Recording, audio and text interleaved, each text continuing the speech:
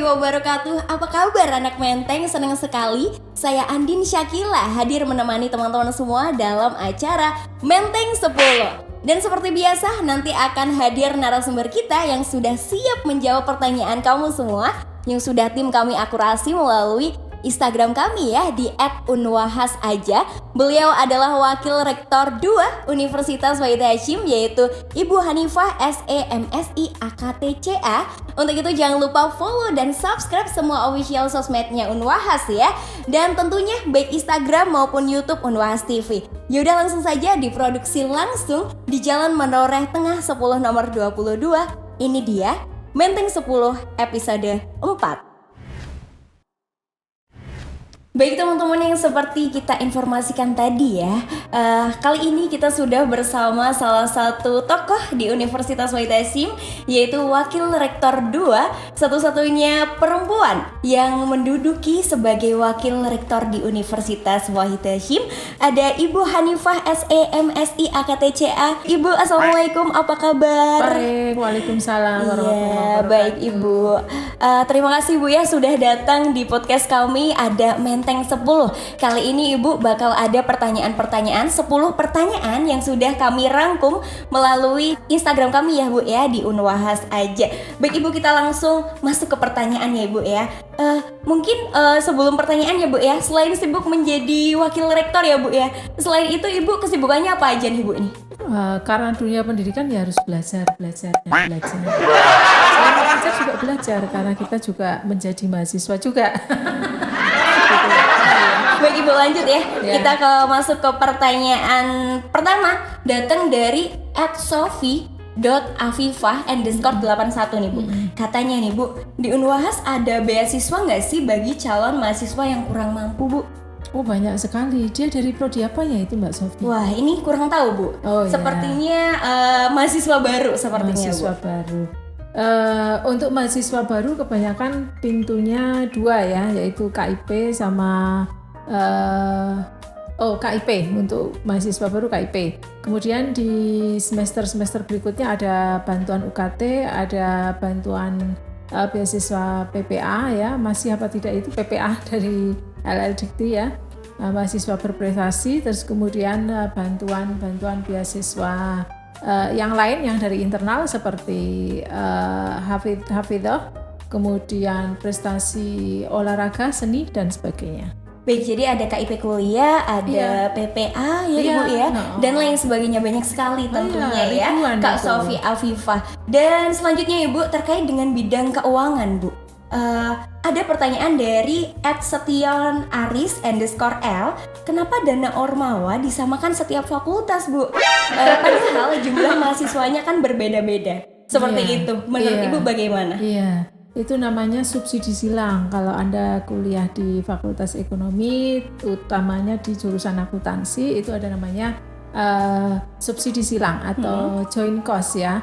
Jadi kalau tidak dibegitukan, nanti yang fakultas yang mahasiswanya banyak tetapi mereka tidak memiliki ide-ide untuk pengembangan Ormawanya ya, nanti percuma dikasih kuota sekian nominalnya tapi tidak bisa mengunduh seperti itu, sehingga kebijakan di kami masih seperti itu gitu. Baik, itu juga menunjukkan kesetaraan antar ormawa ya Bu ya. Sehingga yang masih mahasiswanya masih sedikit juga harus disupport disubsidi untuk melakukan kegiatan. Dengan begitu otomatis kegiatannya akan menjadi ramai di internal, di eksternal, sehingga Unwahas juga semakin dikenal di eksternal. Baik, seperti itu ya teman-teman ya. Itu menunjukkan kesetaraan dan juga adil nih antar ormawa-ormawa ya Bu ya, bahwa keuangannya seperti itu. Dan selanjutnya Bu, ada dari @amiruddin_sidik, katanya mau tanya Bu, minta tipsnya dong agar proposal kegiatan yang kami lakukan kebagian keuangan itu dananya cepat cair Bu. Ini aktivis mesti ya. Jadi setiap di akhir tahun seperti ini ya, November, Desember itu kan penyusunan anggaran gitu ya, pasti sudah dipandu oleh bagian kemahasiswaan begitu ya. Nah, mereka sudah dipandu untuk membuat RAP perencanaan di tahun 2022. Nah, ini harus sudah di breakdown ke masing-masing bulan gitu ya, selama 12 bulan. Januari melakukan apa, Februari apa, Desember apa, dan seterusnya. Berikut dengan anggarannya, kegiatan berikut dengan anggarannya. Nah, kalau sudah di breakdown demikian, kegiatan bulan Januari, awal Januari diambil, nanti kegiatan diajukan maksud saya. Kegiatan Februari bisa diajukan di bulan Januari seperti itu, sehingga tidak terlambat, aktivitasnya sudah jalan tapi keuangannya belum turun. Jadi 1 bulan sebelumnya sudah diajukan. Berarti teman-teman Ormawa nih yang pengen cepet dananya dicairkan harus ada planning ya Bu ya? Iya betul. Ketika pengen mengadakan kegiatan, jadi gak cuman komplain mengenai kok dananya nggak cair-cair ya, tapi terkait planning dari teman-teman planningnya juga harus ya, sudah Bu, ya? Terdistribusi di 12 bulan itu. Bukan hanya 1 Bu. tahun gitu ya. Betul sekali Bu. Dan selanjutnya kita masuk ke pertanyaan selanjutnya Bu. Dari @famial_donai6. Katanya terkait sarana prasarana Ibu. Ada nggak sih rencana untuk Universitas Wahid Hasyim membuat gedung olahraga sendiri? Kalau membuat sendiri dalam waktu dekat belum. Tapi kalau jangka panjangnya sudah ada. Tetapi yang dekat ini prioritasnya adalah membangun fakultas farmasi, fakultas teknik, dan rumah sakit di kampus 2 Gunung Pati. Di kedokteran ya Bu ya. Ini juga berhubungan nih Bu, pertanyaan dari @6nahan seperti itu. Ini sepertinya dari fakultas kedokteran Bu. Saat ini bagaimana sih upaya Unwahas untuk meningkatkan sistem manajemen perkuliahan khususnya di fakultas kedokteran seperti itu? Iya, kalau bidang saya sih khusus untuk pendidikan ini paling mensupport sarana prasarana. Kalau untuk proses KPM-nya ada di WR1 dan saya kira semuanya sama sih. Jadi otoritas masing-masing fakultas kalau untuk pendidikan pengajarannya ya. Jadi terserah fakultas seperti apa, dekan di sana sudah ada yang bertanggung jawab ya. Maka dekan di sini adalah menjadi pimpinan di masing-masing fakultas bagaimana mengembangkan pendidikannya di masing-masing fakultas ataupun jurusan. Baik, berarti untuk manajemen pendidikannya itu tergantung pada fakultas masing-masing ya Bu ya. Sedangkan kita mensupport apa sih yang dibutuhkan dalam pendidikan di fakultas kedokteran, butuh praktikum ini, lab ini sehingga muncul alat ini dan sebagainya. Nah, kita support di situ. Oh iya Ibu. Ya. Baik teman-teman. Mungkin Ibu kita lanjut ke pertanyaan selanjutnya. Nah, ini agak bagus nih pertanyaannya Bu, bagus sekali. Sebagai Wakil Rektor 2 Universitas Wahid Hasyim, selaku perempuan juga Bu, salah satu wanita. Dan menurut Ibu apa sih Bu perbedaan Universitas Wahid Hasyim dan universitas lain? Apa yang menjadi istimewa dari Universitas Wahid Hasyim Bu? Universitas Wahid Hasyim memang tidak menggunakan nama NU atau nama Islam begitu, tetapi di situ sudah jelas bahwa seorang tokoh Kiai Haji Wahid Hasyim itu siapa gitu kan, sehingga kita membawa branding itu ya. Banyak sekali perguruan tinggi yang bernafaskan Islam, tapi Islam yang seperti apa kita akan tahu dari ketokohan Kiai Haji Wahid Hasyim. Saya kira itu sih. Itu yang membedakan ya Bu ya. Dari nama Wahid Hasyim itu tercermin lah Universitas Wahid Hasyim itu seperti apa ya. Baik Ibu, selanjutnya pertanyaan dari @dnsptr.id.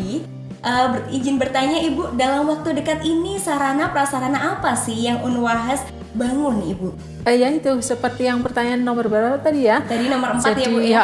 Fakultas Farmasi, Fakultas Teknik dan Farmasi. Ya. Ada 3 ya Bu ya. Ada farmasi, doakan ada saja ya Fakultas mahasiswa. Teknik dan juga ada rumah sakit ya Bu ya. 2 fakultas ini semoga doanya yang kenceng semoga nanti supaya bisa punya fakultas sendiri pindah ke kampus atas. Baik Ibu, ada dari juga di @fazazidni54 nih Bu. Izin bertanya Bu, salam kenal Ibu gitu katanya. Mohon tips dan triknya dong Bu agar kita dapat menjalankan tugas atau amanah sebagai pimpinan organisasi mahasiswa di kampus. Seperti itu Bu. Dilihat aja semua ya, bukan hanya saya, semua ya, kalian mahasiswa yang aktivis di Ormawa dan sebagainya ya. lihat aja itu tupoksinya atau job desk-nya ya, deskripsi dari jobnya. Udah itu aja dilaksanakan, nggak usah neko-neko, nggak usah macem-macem, ya lurus saja sesuai dengan job desk-nya. Saya kira itu sih kunci sukses ya. Iya Ibu, berarti sesuai dengan kepemimpinannya, sesuai dengan apa-apa yang menjadi tugas pokok dan fungsinya, konsentrasi seperti itu ya, di Bu, situ saja, nggak usah ngurusi kerjaannya orang lain, nanti malah jadi bias gitu. Baik Ibu, kita beranjak ke pertanyaan selanjutnya Bu, dari Nailisa Adah _PKL. Mohon infonya dong Bu, apakah ada beasiswa S2 untuk guru madrasah seperti MI, MTS, dan MA di awal tahun 2022 Ibu? Iya. Mohon maaf saya membuka kepean ya. Kalau S2 itu kayaknya sudah ada ya, seperti Pergunu ya, seperti itu. Untuk yang melengkapi yang pertanyaan yang pertama tadi, karena tadi saya lupa menjelaskan bahwa beasiswa UKT yang kita berikan ya di semester ini adalah 1050. Banyak kan? Banyak sekali, ini yang Bu. S1 ya. Dari total 2372 mulai semester gasal 2020-2021. Jadi 1,5 tahun, totalnya 2372. Iya, Itu tahun ini untuk 1050. Bantuan UKT. bantuan UKT Yang ya, Bu, ya? ongoing tentunya, yang sudah masuk ya. Jadi jangan khawatir untuk mahasiswa baru yang belum menerima beasiswa, nanti di tengah pasti akan ada program-program yang beasiswa, bantuan beasiswa. Sedangkan untuk yang KIP, untuk mahasiswa baru tadi, totalnya kita sudah menerima 1.319. Wow, banyak sekali ya Bu ya. Yang masih proses kuliah di tempat kami 1.175. Tahun ini, angkatan ini ya 2021 itu 344. Yang sudah lulus baru 132 dari tahun 2013 itu. Tapi ingat, untuk KIP harus penuh tanggung jawab. Karena kalau tidak, ini ada 12 mahasiswa juga yang diberhentikan beasiswanya. Karena ada konsekuensi-konsekuensi di situ ya, sesuai Betul dengan sekali. kontraknya ya. Iya Ibu. Baik ya Bu ya, ternyata banyak sekali beasiswa-beasiswa yang ada di Universitas Baitul Hashim. Jadi jangan khawatir jika kamu pengen kuliah di sini nih, tapi ada nggak sih beasiswa? Tentunya banyak sekali. Bahkan ya teman-teman ada ya. LPDP kalau S2 ya, selain Pergunu ada juga yang dari LPDP. Untuk PAI, untuk program yang akreditasinya sudah A, itu bisa mendapatkan beasiswa. Silahkan daftar melalui LPDP langsung, itu beasiswanya cukup besar. Itu yang S2 ya Bu ya. Ya, Berarti betul. tadi pertanyaan dari Nailisa Adah _PKL itu terjawab. Bisa ada beasiswa S2 MTS, MA, dan juga MI ya Bu ya. Ya, betul. Baik, kita beranjak ke pertanyaan selanjutnya Bu, dari @yumrotu_nmm. Bu minta petuahnya dong Bu, bagaimana caranya agar lulus cepat? Terima kasih, seperti itu Bu pertanyaannya. Harus pinter-pinter mengatur gas maupun remnya. Semester 1, 2 Anda masih pembelajaran awal, ya gasnya sedang-sedang. Nanti di semester 3, 4, 5 misalnya mau jadi aktivis, boleh dikencengin jadi aktivisnya, gasnya.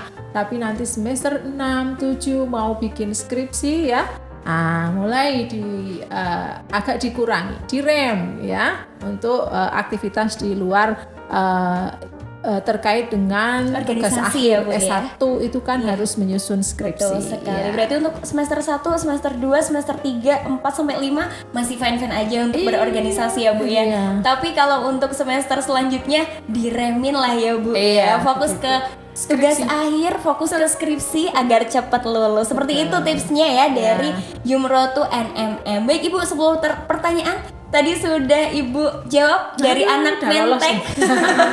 Baik Ibu, mungkin untuk pertanyaan selanjutnya Bu, ada pesan nggak sih Bu untuk anak-anak menteng Menoreh Tengah seperti itu Bu, dan seluruh mahasiswa Universitas Baitul Hashim? Tentunya Ibu bisa memberikan petuah, pesan-pesan gitu untuk pemuda di Universitas Baitul Hashim ini Bu.